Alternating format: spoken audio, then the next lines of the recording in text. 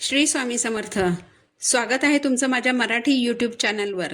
स्वामी महाराज तुमच्या सर्व चांगल्या इच्छा पूर्ण करोत हीच स्वामींच्या चरणी प्रार्थना करते आणि आज या नवीन व्हिडिओला सुरुवात करते.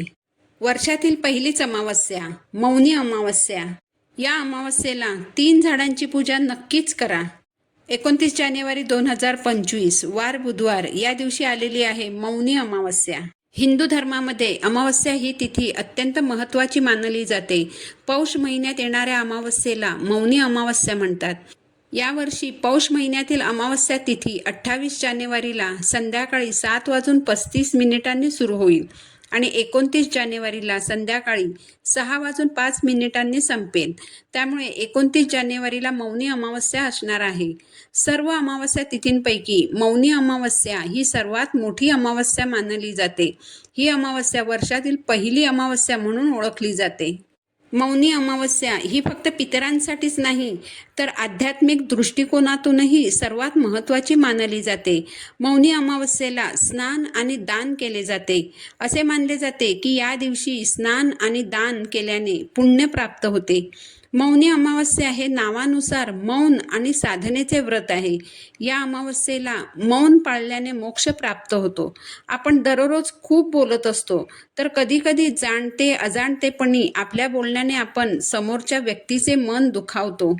बोलून झाल्यानंतर मग आपल्याला त्याचा पश्चात्ताप होतो. म्हणून साधनेसाठी मौन अत्यंत आवश्यक मानले जाते. मौनी अमावस्येला ऋषीमुनी मौन पाळतात. मौनी अमावस्येला केवळ बोलण्यातच नाही तर मनातही शांतता असते, म्हणून हे व्रत केले जाते. मौन साधना केल्याने तणावातून आराम मिळतो, मानसिक शांती मिळते, एकाग्रता वाढते आणि ध्यान करणे सोपे होते. शांतता देवाशी जोडण्यास मदत करते.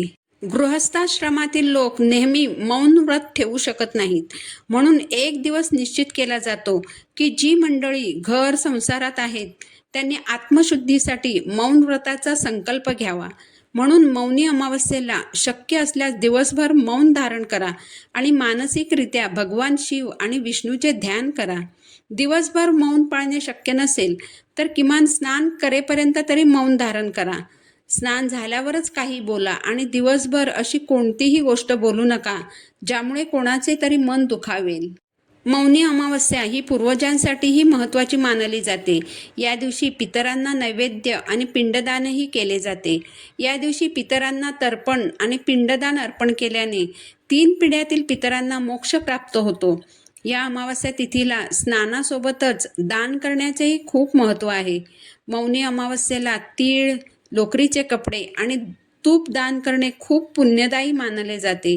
म्हणूनच या वस्तूंचे दान जरूर करावे. तुम्ही खूप मोठं दान करायला हवं असं नाही, पण तुमच्या श्रद्धा आणि क्षमतेनुसार थोडं तरी दान तुम्ही करू शकता. यामुळे भगवान शिव प्रसन्न होतात आणि व्यक्तीला मृत्यूनंतर मोक्षप्राप्ती होते.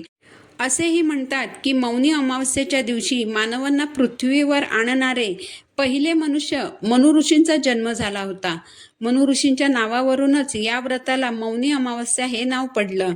या अमावस्येच्या दिवशी काही विशेष झाडांची पूजा केल्यामुळे पितरांचा आशीर्वाद कायम तुमच्यावर राहील. तर मौनी अमावस्येच्या दिवशी आपल्याला तुळशीची पूजा करायची आहे. हिंदू धर्मात तुळशीला विशेष महत्त्व आहे. मौनी अमावस्येच्या दिवशी तुळशीजवळ दिवा लावून पूजा करावी. तसेच तुळशीच्या रोपाला लाल धागा बांधावा. असे केल्याने जीवनातील अनेक समस्यांपासून सुटका होईल. कच्चे दूध पाण्यात मिसळून तुळशीला अर्पण केल्याने आशीर्वाद मिळतो. अमावस्येच्या दिवशी पिंपळाच्या झाडाची पूजा करणे शुभ मानले जाते. असे म्हटले जाते की पिंपळाच्या झाडाखाली त्रिमूर्तींचा वास असतो. मौनी अमावस्येच्या दिवशी पिंपळाच्या झाडाची पूजा करावी. तसेच दूध अर्पण करून 7 वेळा प्रदक्षिणा घालावी. दिवा लावून पूर्वजांचे स्मरण करावे. मौनी अमावस्येला बेलपत्राच्या झाडाची पूजा करणे खूप फायदेशीर मानले जाते. हे झाड भगवान शंकराला प्रिय आहे. मौनी अमावस्येला बेलाच्या झाडाची विधिवत पूजा करून जल अर्पण करावे. यामुळे जीवनात चांगले परिणाम मिळतात. तसेच या दिवशी शक्य असेल तर या झाडाचे रोप लावावे.